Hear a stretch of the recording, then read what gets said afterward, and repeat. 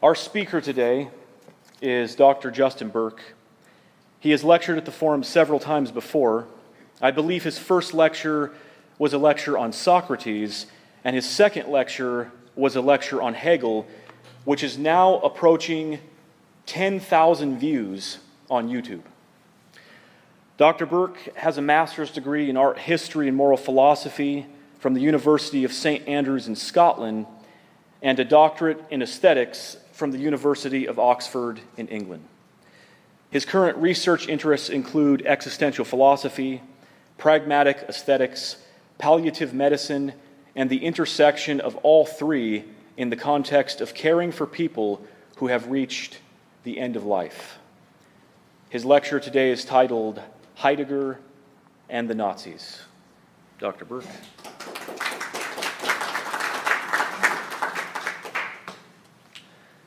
Thank you, Jersey, for that introduction, and thank you for mentioning Hegel.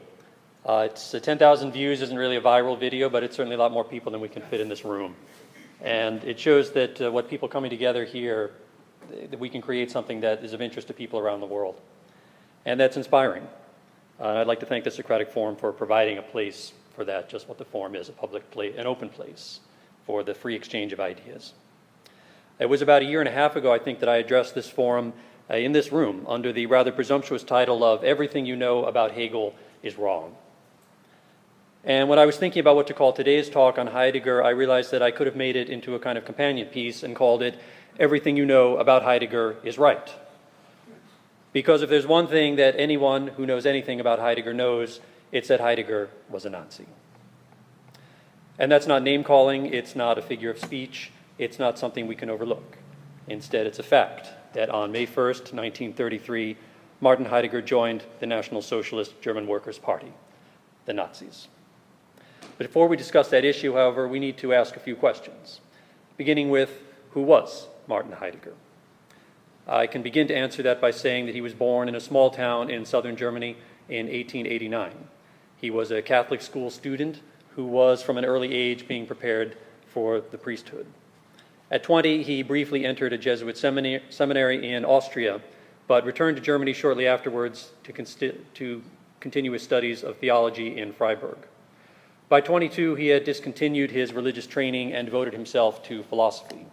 And shortly before turning 24, he completed his philosophical doctorate in psychologism, followed 2 years later by a habilitation thesis on the medieval philosopher Duns Scotus, which allowed him to begin teaching.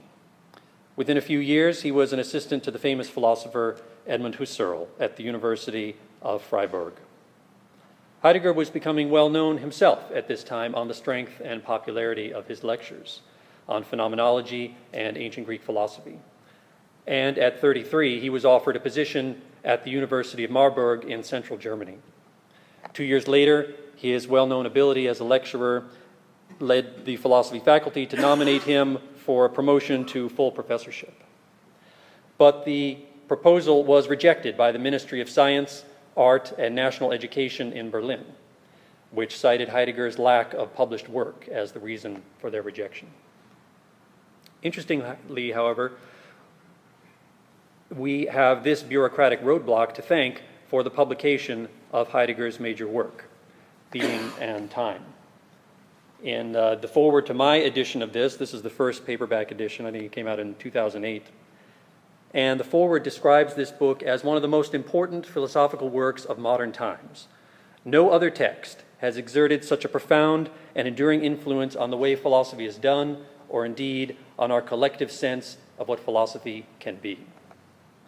That's certainly high praise, but of course it's coming from the publisher that's trying to get you to buy the book. So they would say that, wouldn't they? But it is interesting to note that in 1999, the philosophy journal Philosophical Forum took a poll of the most important philosophy books of the 20th century. And not only did Being and Time make the list, it came in second, just behind Wittgenstein's Philosophical Investigations. And I'd say that isn't bad, considering the Philosophical Forum is based in the United States. American John Rawls came in third. Heidegger was second. Rawls was third with Theory of Justice. Now, if this had been a European poll, I have little doubt that Being in Time would have been number one. But if it had been Mind or Analysis or some other British journal, it probably wouldn't have made the list. In fact, when the BBC held a similar poll 10 years ago to determine the greatest philosopher of all time, Heidegger wasn't even in the top 10. Rather unexpectedly, first place went to Karl Marx, with the Scottish philosopher David Hume coming in second. As Jersey mentioned, I was a philosophy student in the UK, and as an undergraduate in Scotland, where we heard a lot about Hume, I don't remember ever once hearing Heidegger's name even mentioned in the department. So I cannot claim to be a Heidegger expert. My study of Heidegger came later, and it was mostly on my own. Inside the cover of my copy of Being in Time here, I noted in pencil that it had taken me 3 months to read, which isn't bad, I guess, considering it took 2 people working for 3 years together to translate it into English, which is actually just about as long as it had taken Heidegger to write it in the first place. Speaking of which, after the Ministry of Education had blocked his promotion, Heidegger says the dean of the philosophy faculty came to see him. Their meeting went something like this. The dean said, "Herr Kollege Heidegger, you have got to publish something now. Do you have a manuscript?" Heidegger, "Certainly." The dean, "But it must be printed quickly." That's the end of that scene. Now, the ministry was pressuring the faculty to nominate someone else to fill this vacant professorship, but it was Heidegger that the faculty wanted in the job. So at the dean's urging, he quickly finished the draft of the manuscript that would eventually become Being in Time and sent it to Berlin. About 5 months later, they sent it back, marked inadequate. This was rejection number 2. In the meantime, however, Heidegger had continued to expand the text, and eventually it was published the next year, and he did get the promotion. He was now officially Herr Professor Dr. Heidegger. But Being in Time, even though now in print, was no longer inadequate, but it did remain incomplete. And it wasn't just the finishing touches that the manuscript lacked. In fact, Heidegger didn't even finish one half of it. In the introduction, he outlines a book comprising 6 divisions, but the book here contains only the first 2 of those divisions. So Being in Time, as we have it today, isn't even half the book Heidegger said it would be in Being in Time itself. 2 out of 6 is 1/3, and that's what we've got of the proposed project for Being in Time. 1/3 of the book, and it's already 500 pages long. In a preface that he added to a later edition, Heidegger explained that though there had been some hope that the missing sections would be added and the book completed at some point in the future, it was now clear to him that they would never be completed. Because to do so at this point, he said he would have to go back and rewrite the entire book all over again from the beginning. And he had no intention of doing that now. So what is this incomplete book about? Well, remember, Heidegger was primarily a lecturer. He had been doing this for about 10 years at this point, so he really knew how to draw in an audience and bring them along with his thinking. He was kind of a showman in this way. And on page 1, he does just that. He begins by asking a very dramatic question. Do we, in our time, have an answer to the question of what we really mean by the word being? And he answers his own question. He says, not at all. In fact, the question, he explains, has fallen into oblivion. In other words, not only do we not have an answer to the question of the meaning of being, it's even worse than that. We have forgotten the question itself. Heidegger believes that this question, what it means for something to be, is the proper question for philosophers to ask. In fact, he praises early Greek philosophy for getting off to a good start by asking it. But by the time we get to Plato and Aristotle, being was already being forgotten. And from this time on, Heidegger suggests the history of being had been the history of the forgetting of being.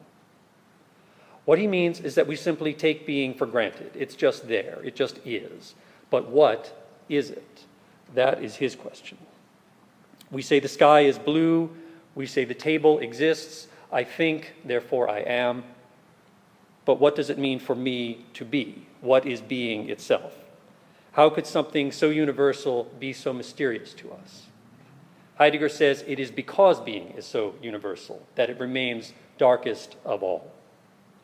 He's not asking what exists, like minds or matter or chairs and tables, but instead what it means to exist.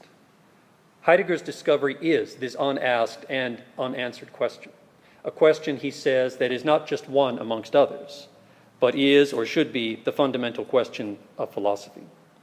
The philosophical study of being is called ontology, from the Greek ontos, of being. And ontology asks big questions about what exists, what there is, what the stuff, the world, is made of. But it does not ask what it means to be. To answer that fundamental question, Heidegger says requires what he calls fundamental ontology. The only way to address the deeper question of being, he believes, is through being itself, through being's experience of being. And the being with direct access to this being is the kind of being that we ourselves are, which is human being, or being human. The kind of being that raises the question of being. The being for which Heidegger says its own being is an issue for itself. Human being is the being that asks the question of being. And being in time is Heidegger's attempt to raise this question anew, and in a different way, not philosophically or metaphysically, but experientially, phenomenologically, from the Greek word meaning to appear, uncover, reveal, in our own everyday lived experience. And how do we experience this being in our everyday lives? We experience it in time. In fact, as mortal beings, we are literally the beings who die, meaning our experience of being is limited by our birth and our death. So our time is finite, it is limited, which makes this inquiry all the more urgent and profound. This, of course, is not a lecture on being in time. For that, we'd need a 10-week seminar plus tutorials, and even that probably wouldn't cover it. But I've given you the setup anyway for Heidegger's book, which I hope demonstrates some of its style and originality, and the reason a philosopher's reputation and career could be based on it alone.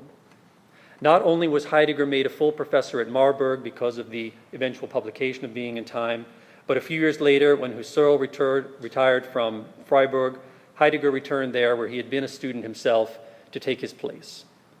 And he would later be promoted again, all on the reputation derived from this one book. If you look up Heidegger in the Stanford Encyclopedia of Philosophy, you'll find a very long entry, over 28,000 words, which would be about 60 typed pages. 2/3 of that article is devoted to Being in Time, a single book out of the 100+ volumes of Heidegger's complete works. Now, why is this significant? Because Heidegger is known first and foremost today, as he was in his lifetime, as the author of Being in Time, which is because most people who study Heidegger begin and also end with Being in Time. And that leads me to make the surprising statement that I could end a talk on Heidegger and the Nazis without even mentioning any Nazis. Why is that?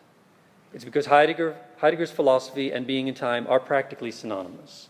And Being in Time came out in 1927, several years before the rise of Nazism. In fact, Heidegger wrote Being in Time between 1924 and 1926. So he began it nearly a decade before Hitler and the Nazis ever came to power. In fact, I would argue that Heidegger could have retired from philosophy, gone into banking with his brother, or even died prematurely, and he would still be as well known and influential as a philosopher today. No other lectures, essays, or the one other book he wrote 2 years later have had anywhere near the influence or impact of Being in Time, nor the personal identification with Heidegger himself. This was advertised, however, as a lecture on Heidegger and the Nazis, so we'll leave Being in Time for now and jump ahead. We've seen that Heidegger was promoted to a full professor at Marburg, then returned to Freiburg as a famous author to fill the retiring Husserl's chair. That was in 1928. It was in 1933 I mentioned that he joined the Nazi Party. Does anyone know why? That's a question. Why didn't Heidegger join the Nazis in 1933?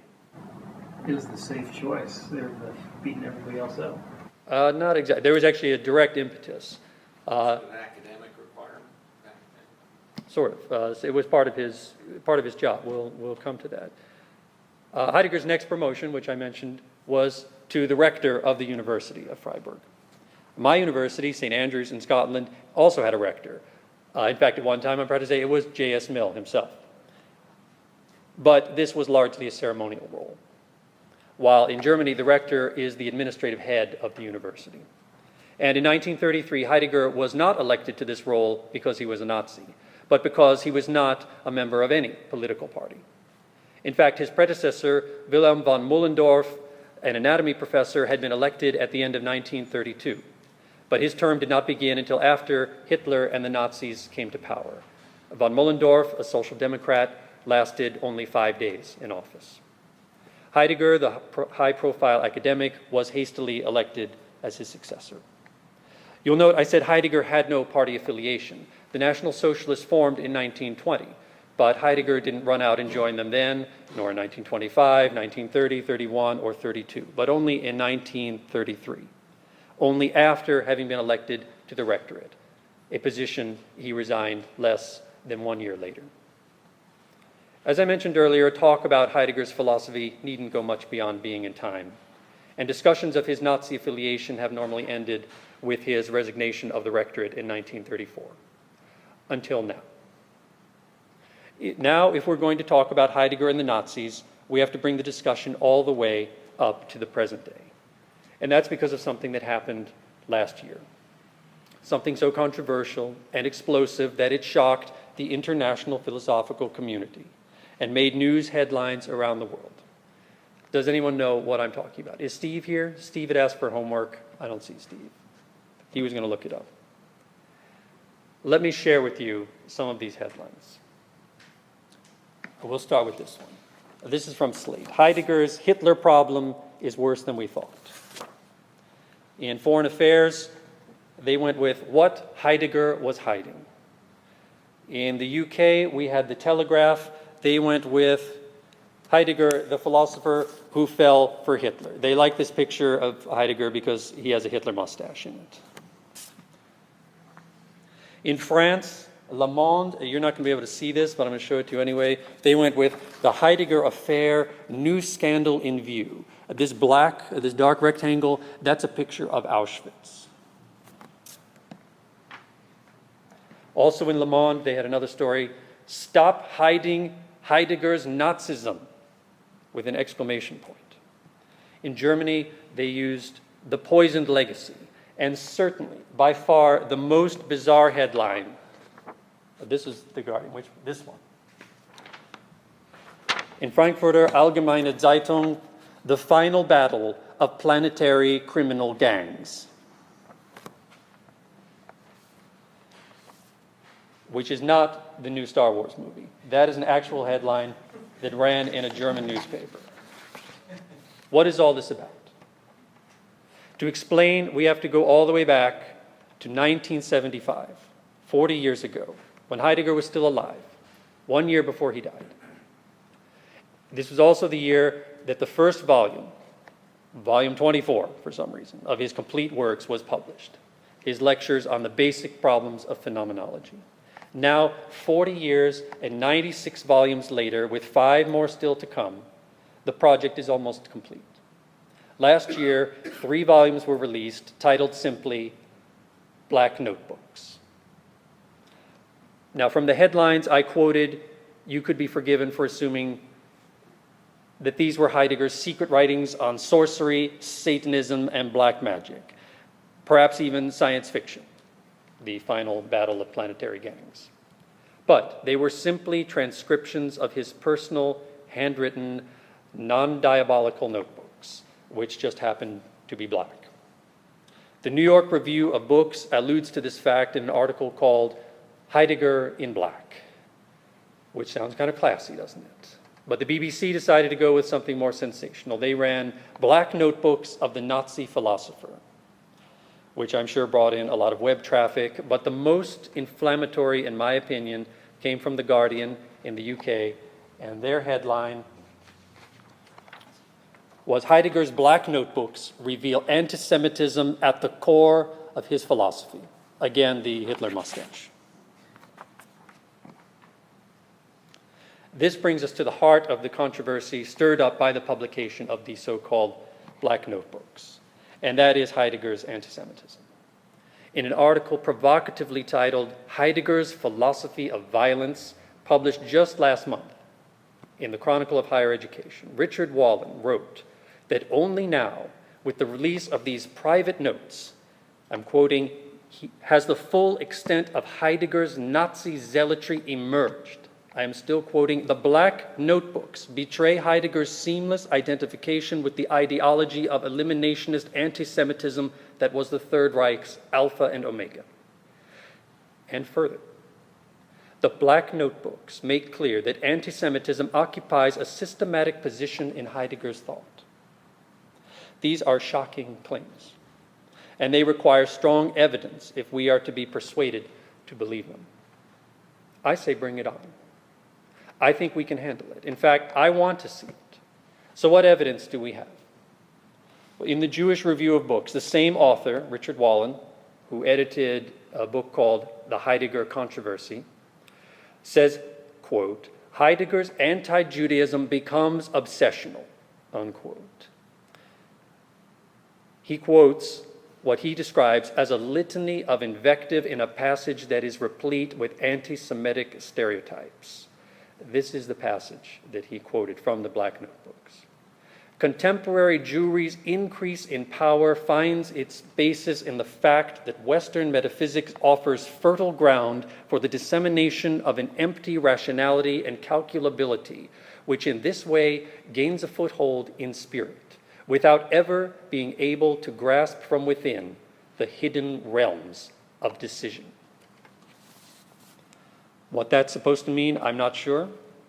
Litany of invective, perhaps. Anti-Semitism at its purest, I am not convinced.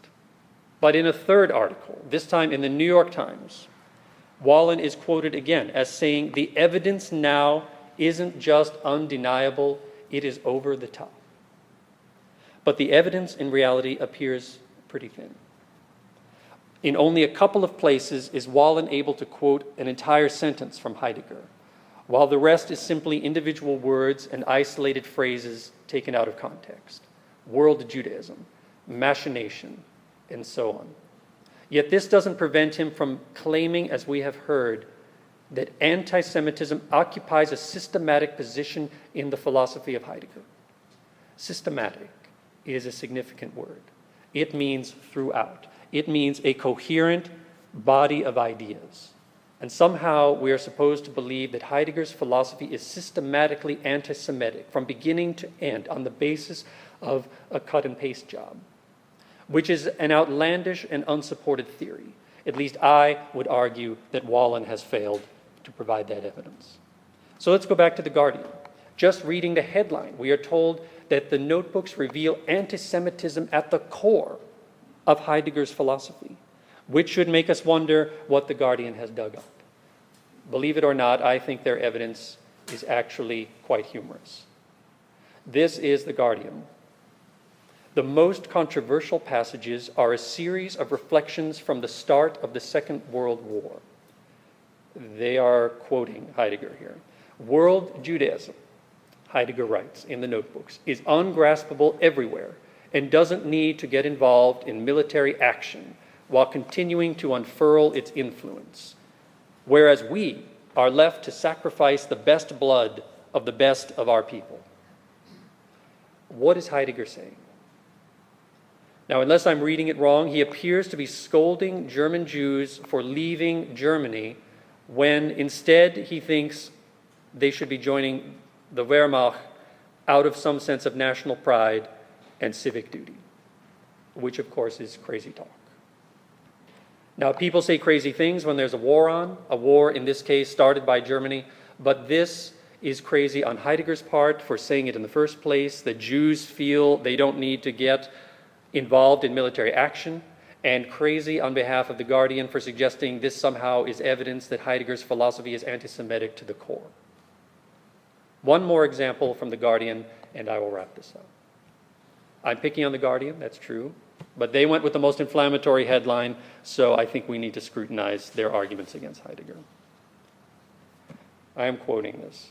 The notebooks show that for Heidegger, anti-Semitism overlapped with a strong resentment of American and English culture, all of which he saw as drivers of what he called machination. In one passage, Heidegger argues, this is hard to understand, but I'm going to read through this once. Heidegger, this is The Guardian trying to describe this. Heidegger argues that like fascism and world Judaism, Soviet communism and British parliamentarianism should be seen as part of the imperious, dehumanizing drive of Western modernity. Here's the quote from Heidegger. The bourgeois Christian form of English Bolshevism is the most dangerous. Without its destruction, the modern era will remain intact. If you can believe it, that is their evidence that Heidegger's philosophy is anti-Semitic to the core. Because in his private notebooks, he criticizes the bourgeois Christian form of English Bolshevism, whatever that's supposed to mean. If anyone has an interpretation, please bring it forth in the discussion. But the point, as you can see, even when Heidegger is criticizing Christianity, he's called anti-Semitic. In this recent avalanche of articles about Heidegger and Nazis and anti-Semitism, I found numerous examples of writers claiming one thing and the words Heidegger was saying something different. And I can't be accused of cherry-picking these examples I've given because the cherry-picking was done long before I began preparing this talk.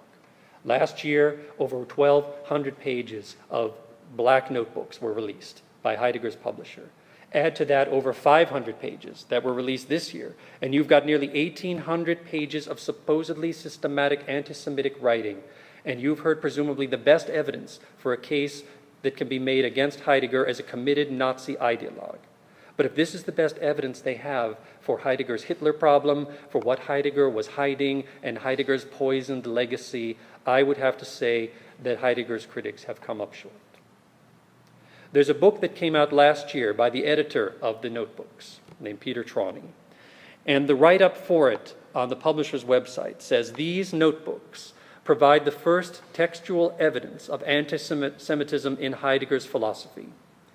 This is interesting because it means, one, that he admits there is no textual evidence of anti-Semitism in any of Heidegger's published writings, and two, I would have thought that the textual evidence of anti-Semitism in Heidegger's philosophy would have been the texts of Heidegger's philosophy. Jonathan Ray is a writer, a philosopher, a historian, and the author of the Heidegger volume in Routledge's great philosopher series.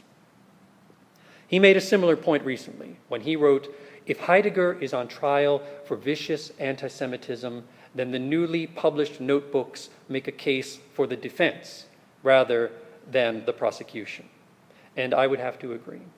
Heidegger's critics were hoping for a treasure trove of anti-Semitic or Nazi ideology. They actually wanted it to be there. But when it turned out that the cupboard was practically bare, they went ahead and wrote the same stories anyway. Could their invective against Heidegger have been any stronger, even if his notebooks had read like Mein Kampf? Let's suppose they had. Let's try to see Heidegger as the worst kind of unrepentant anti-Semite, Nazi ideologue imaginable. That's going to be difficult, though, because in the same way that Heidegger was a very idiosyncratic philosopher, he must also have been a very peculiar anti-Semite. Let's go back one last time to Being and Time. Does anyone know to whom Being and Time is dedicated? Husserl. It's Edmund Husserl. I will read the dedication. Dedicated to Edmund Husserl in friendship and admiration on the 8th of April, 1926, which is Husserl's birthday. Most people don't know this, but Being in Time was Heidegger's birthday present to his mentor, Edmund Husserl. Husserl recorded in his journal that Heidegger had brought him a cake with flowers and the printed dedication to Being in Time on his birthday. Husserl's ethnic background was Jewish. Heidegger's second book, Kant and the Problem of Metaphysics, he actually finished and dedicated to his friend, the philosopher Max Scheler, or to the memory of Max Scheler, who had died unexpectedly the year before. Max Scheler also had a Jewish background. And what about Hannah Arendt? Heidegger said no one understood his philosophy better than she did. She was his student, she was his mistress, and some have called her the muse of Being in Time. She went on to become a famous philosopher and political theorist in her own right, And as a tribute to Heidegger in his old age, she wrote a reminiscence of his life and work called Heidegger at 80. Hannah Arendt was also Jewish. I could go on. But my point is that the label of Nazi or anti-Semitic is a convenient one. I say Nazi, you think Auschwitz. That's certainly what Le Monde wanted you to think when they put a picture of Auschwitz in their article about Heidegger's notebooks. When we associate this toxic terminology with something, we're more likely to avoid it altogether, which is a good excuse for people who don't want to have to take Heidegger seriously. I said the same thing here about Hegel. In Hegel's case, I said people are lazy and don't want to read his big, boring books. But at the same time, they can't ignore him. So they easily fall victim to simplistic formulas and false interpretations. With Heidegger, however, the situation is even worse. They don't pretend to comprehend him through soundbite phrases and the Philosophy in 90 Minutes books. Instead, they think they can dismiss him altogether by saying Heidegger was a Nazi. It's like an incantation that makes his work and all the effort required on our part to study it go away simply by uttering a single word. A friend asked me recently why I wanted to do this, what he called pro-Heidegger lecture. And I said my goal was more about being anti-laziness and bad scholarship, and less about being pro-Heideggerian. If Heidegger had not been promoted to the chair at Marburg, to the chair of philosophy at Marburg, we might not have Being and Time. And I believe if he had not been elected to the rectorate at Freiburg, he would not have joined the Nazi Party, and we would not today be able to simply apply the label of Nazi to him and thereby attempt to invalidate his work without any attempt to engage with it, implying somehow that it is unworthy of our study. What I hope I've been able to do here is remove the Nazi label, not from Heidegger himself. I think he's stuck with that. He joined the party for whatever reason. He can't get away from it. But we can remove it from his work. I doubt there's anyone in this room who has read Heidegger who would not encourage others to do so, or who would say that he or she regretted it. If I have done that, encouraged anyone to read Heidegger, his essay, The Origin of the Work of Art, his little book, What is Metaphysics, just page 1 of Being and Time, some of his lectures on ancient Greek philosophy, I would consider this talk to have been a success. Because in answer to my friend's question, that was my goal in doing this lecture today.